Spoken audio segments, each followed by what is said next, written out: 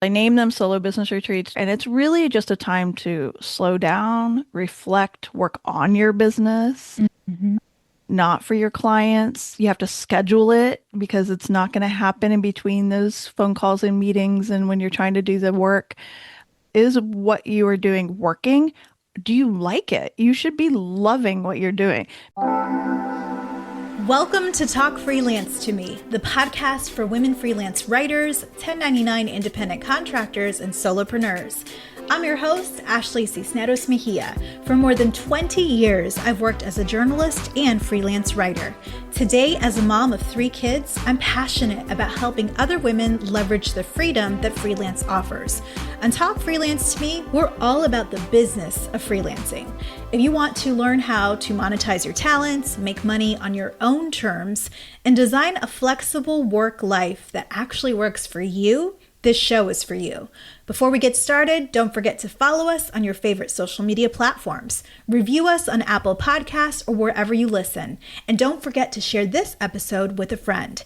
Today I'm sharing a conversation with someone I've looked up to for a long time. Her name is Melanie Padgett Powers. She's a longtime freelancer, a former journalist, and the host of one of my favorite podcasts for creatives. It's called The Deliberate Freelancer.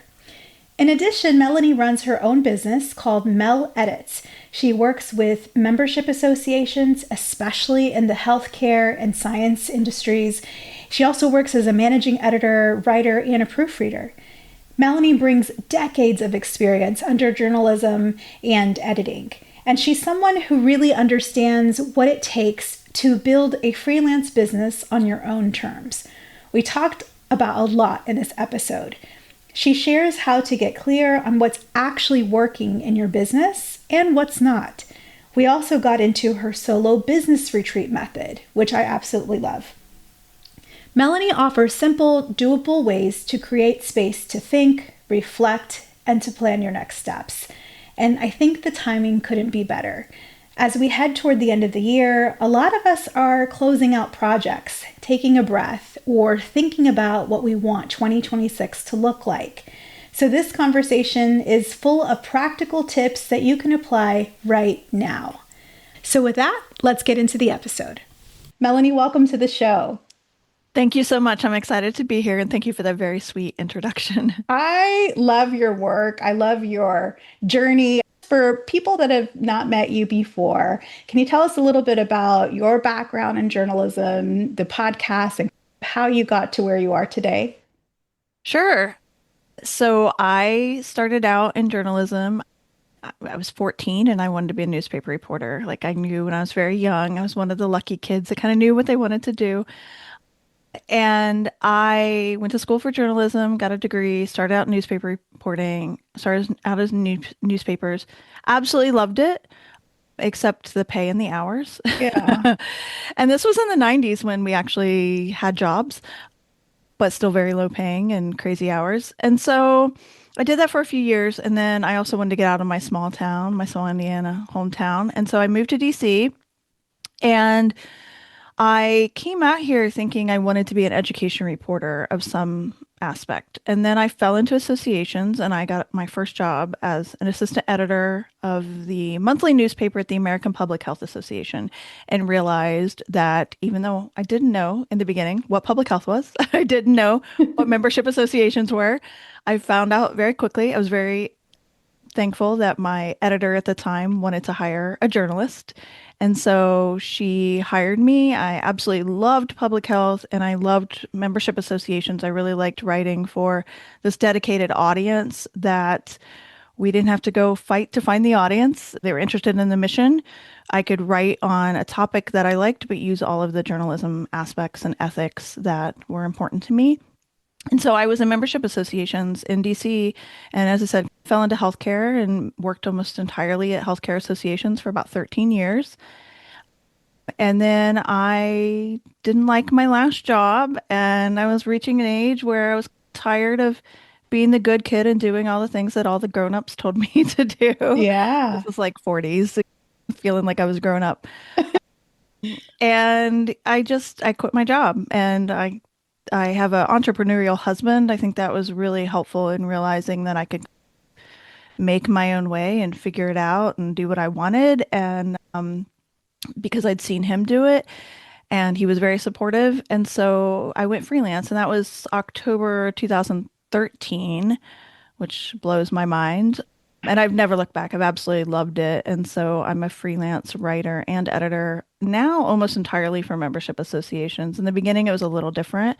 I had some associations, some other things, but now I've really niched down to associations. And when I write, it's almost always healthcare and science. That's so cool. I love that. And kudos to your boss for being deliberate in wanting a journalist and wanting to Yeah. hire a journalist and seeing those skills. You've done so many different roles and applied, I'm sure, what you've learned in J school and what you've always been talented in to a variety of different positions and things.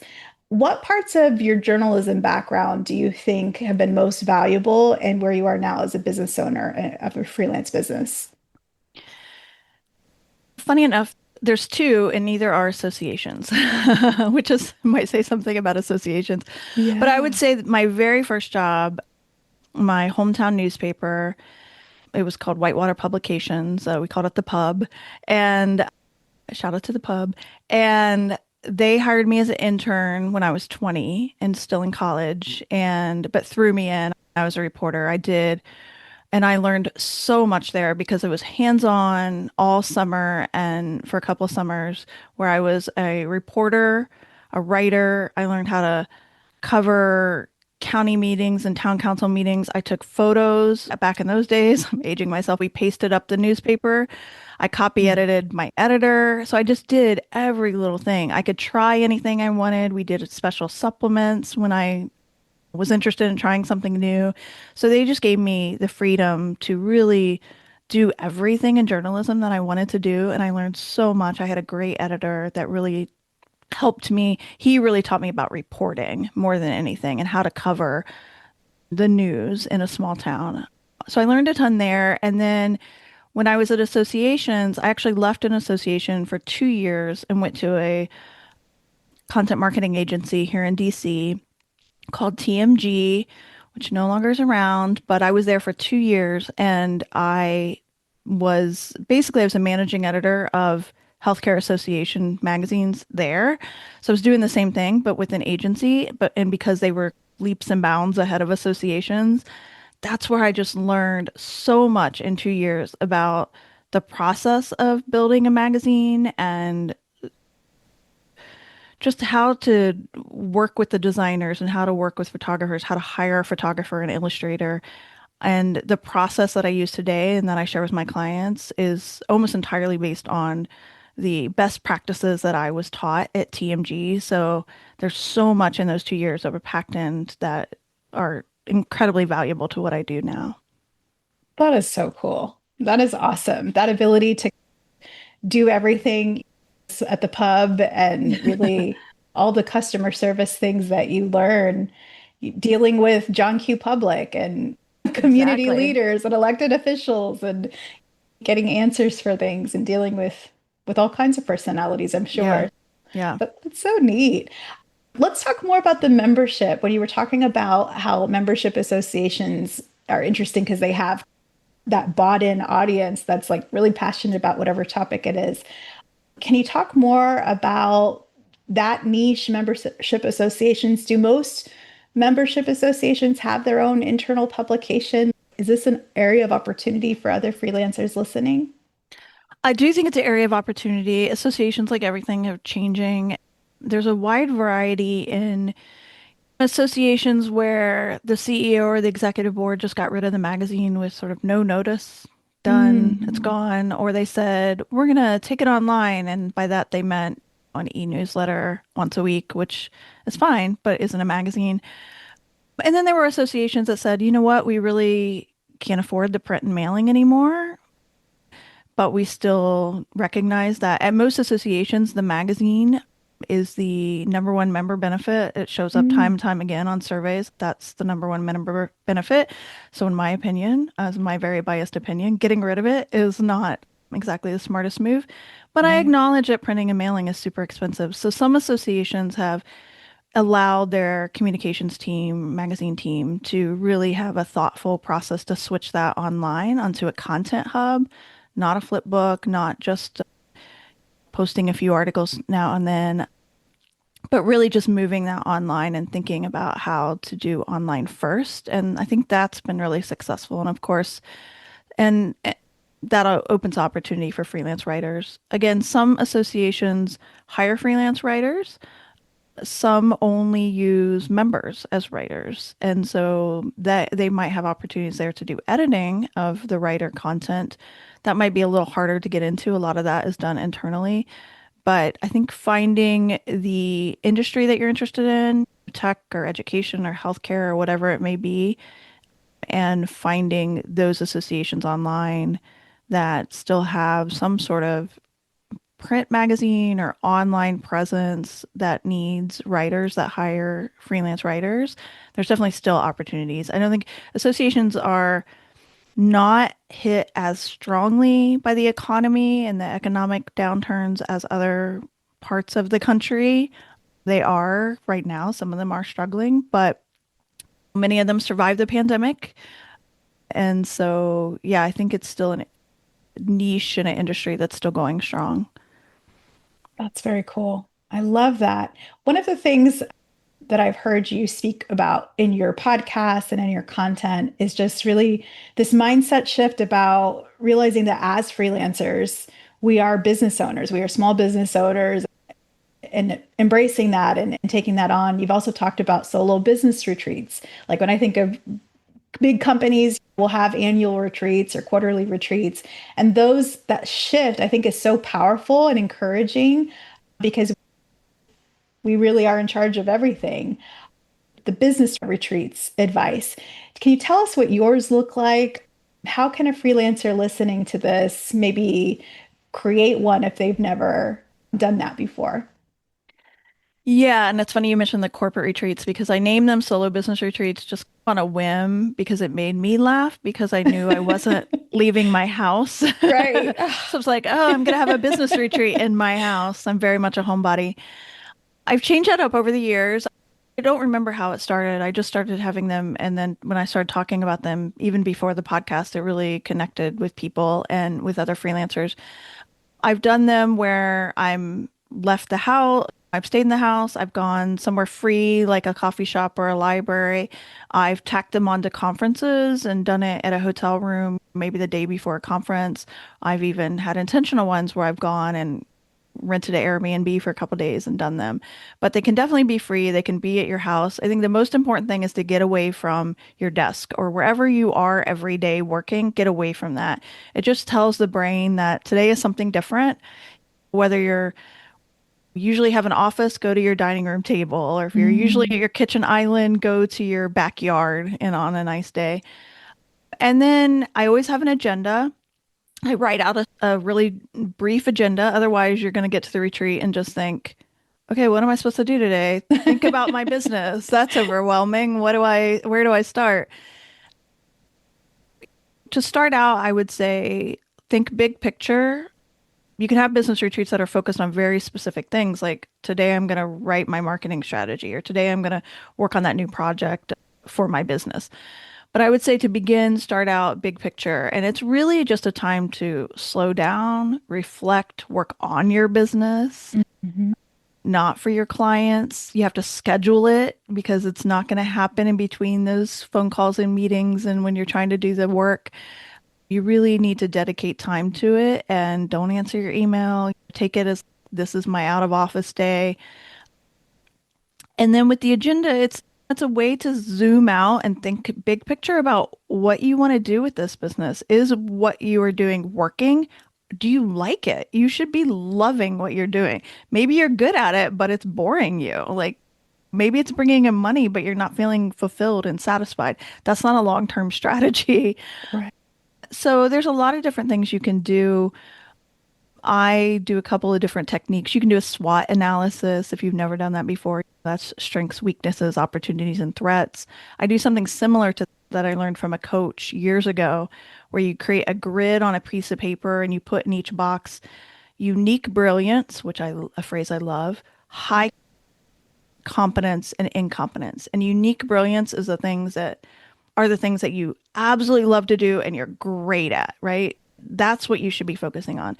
And it's not just services, it's things in your business. Like for incompetence, it might be cleaning my house, doing my taxes, Check schedule, and check. scheduling my podcast in their queue appropriately. And so those incompetence things might be things that maybe you can get rid of some of them, or maybe you can outsource them, right? Hire someone to clean your house, or make that a goal if you can't afford that now to, I want to get to the point where I can pay for these things. So that's another thing. And another great thing that I started doing that I do regularly is I come up with a little numbering system and I rate all of my current clients and then I rank them based on the point system that I've created. And it could be whatever you base it on. I give people points for paying well, paying on time, being Yeah. super easy to work with, all of the things that are important to you. And you may think that you know who your favorite clients are and your sort of least favorite clients, but really being able to rate and rank them shows you in black and white, oh, those clients that I keep thinking are pain in the butt clients, they really are, and they're really ranked Yeah. at the bottom. Maybe I should just get rid of them. Or these clients are amazing. Maybe I should reach out to them more to see if they have more work for me because they're so easy to work with and I love them.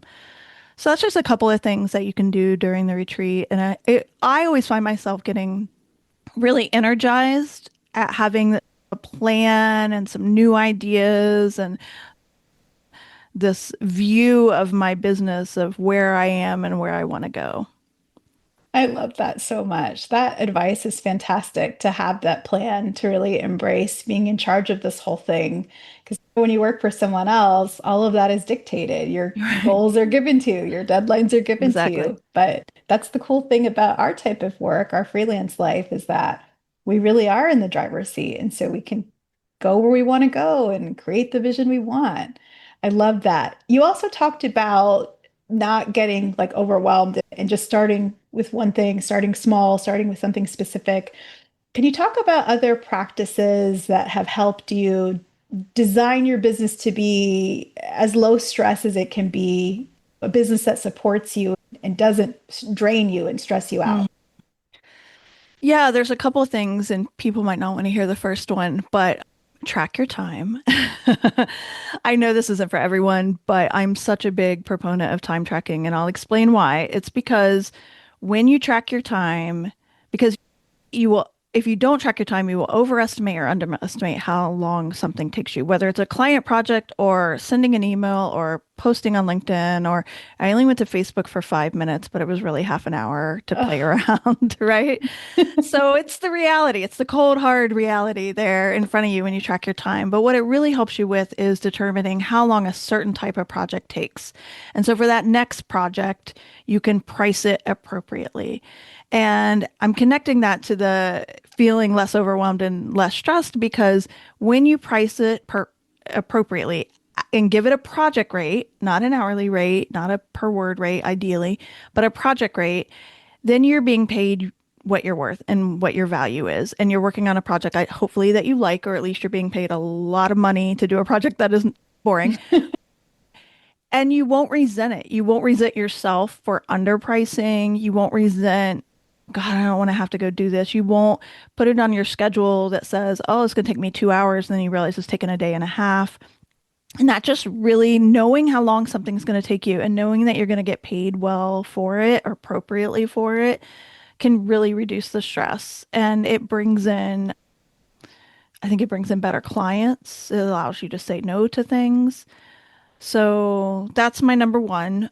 The other one that I think has been really helpful is knowing your peak productivity time. And that's the time where, for writers, it's when we do our best writing. So anytime you're doing, as Cal Newport calls it, the deep work or that focused work, what is best for you? Don't, you have to find it for yourself. Don't buy into if you're not a morning person, you're not going to be that like, everybody says I have to get up at 5 a.m. and I have to journal and I have to read and I have to make a big, nice breakfast and I have to go do my exercise. And I know that's never going to work for me. I'm never going to be that 5 a.m. person. I think I tried to be the 6 a.m. person and that's not going to work either. I don't have kids, so I don't have to be up early. I'm more like I get up at 7 or 8, but I know that it takes me a while to get going. but I'm also really good at writing in the morning. So I just have my morning routine. That is my routine. And then I focus on writing in the morning.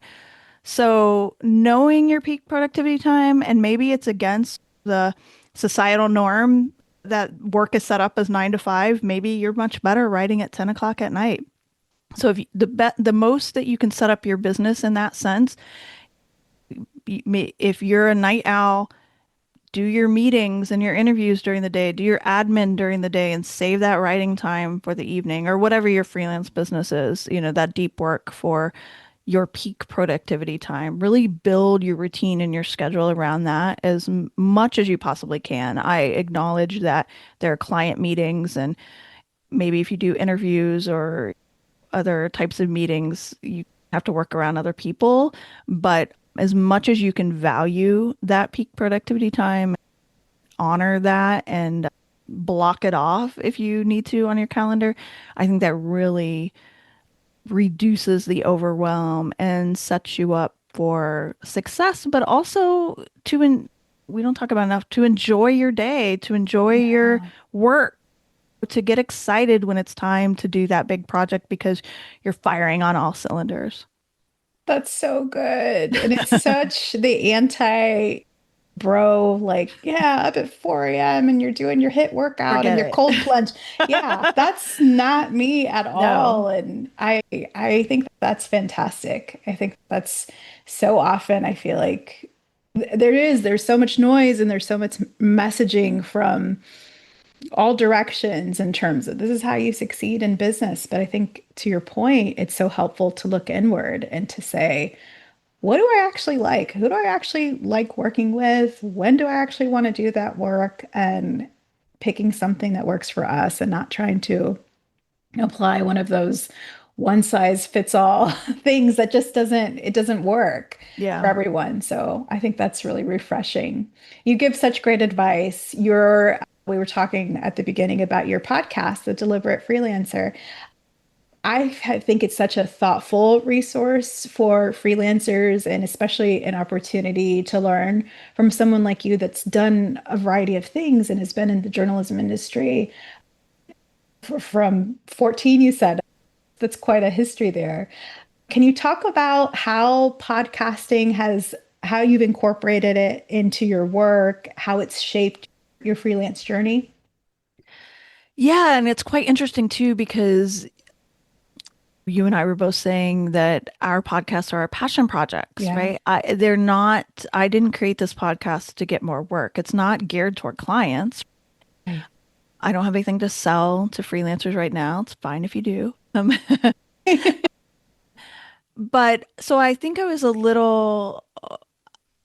I didn't expect all the things that it would give me, right? I think it was a little naive in the fact that it really opened up my network in a way. I have friendships. I was able to reach out to people and connect with people, both listeners and guests on the show that I would never have otherwise met. Maybe I would have been too shy to introduce myself because I thought they were like so amazing and whatever they were Yeah. doing. I benefit from listening to my guests. I get a lot of advice. Sometimes I've told guests, wow, this is like a therapy session. Thank you so much. Yeah. And then even in my own shows, my solo episodes, it allows me to think about my business in a different way, think about things that freelancers are doing or not doing or have questions about. And so it really just is an extension of, again, what I was saying with the solo business retreats, evaluating where my business is, where I want it to go, and then just broadening my network to tons of people that are outside of what would have been my writing community, my editing community, my association community, just so far beyond that I wouldn't have had otherwise. That's awesome. I love it. Especially, I think you mentioned that liking to be like I don't know if you're an introvert or if you would describe yourself Oh that yeah. way. I certainly am. And like I can't people too hard or else Right. I need a day off to recover. Yep. The nature of our work, it is we can be in our little caves typing and creating, but it is nice to realize that we're not alone, that there's other professionals who have chosen this flavor of entrepreneurship, because it is different. Freelancing is a different beast altogether. But it's cool that we're not alone. We can learn from one another, we can get ideas. And I really feel like our way of working is the future. There's so many people, unfortunately, that have lost their jobs, and not just in our industry. Journalism has experiencing these cuts for decades, even in the tech industry, which is, I don't know, I always thought that tech, you were relatively safe from some of those budget cuts, but that's proven to be not the case. So I think there's going to be more people entering and thinking about, how do I take what I know and give it directly to clients. And so I'm glad that there's resources like your podcasts and these conversations where people can apply these ideas to what they want to do. It's really cool. Yeah, it's hard out there right now. It is. And and as I offer advice and connect people, I'm always trying to keep in mind that you might have tried everything that I've ever mentioned and you still might be losing clients. And I just try to acknowledge that I don't want to be Pollyanna all the time. Like, Right? I'm very protected in the membership association world, but I lost half my income when the pandemic hit and had to figure things out then too. And it's just a little, frankly, it can be nauseating and terrifying right now because there's so much disruption and change and unease in our industry and in our country. And it's Yes, really difficult right now. it is. It is really difficult. I think that's why I am grateful for these conversations, Mhm. because with people who are listening that might feel like, well, I don't even know where to begin. I don't even know what to do. And I think even just implying your idea of the solo business retreat, even if it's scaled to what they can do, like you said, going to the library, going to a coffee shop, Yeah. finding a park in the neighborhood, just getting away from the desk for a while, putting the phone on silent, not answering client emails or any emails, that can be a great way to check in with ourselves Mm. as a whole. What is this? What's going on? How are we feeling? Because I think sometimes we do get into this, I don't know, this cycle, or we're running on Spiraling. autopilot. Yeah, Yeah. spiraling and just like maybe burying ourselves into the work or Mm. into, I don't know, Hmm. busyness, not Yeah.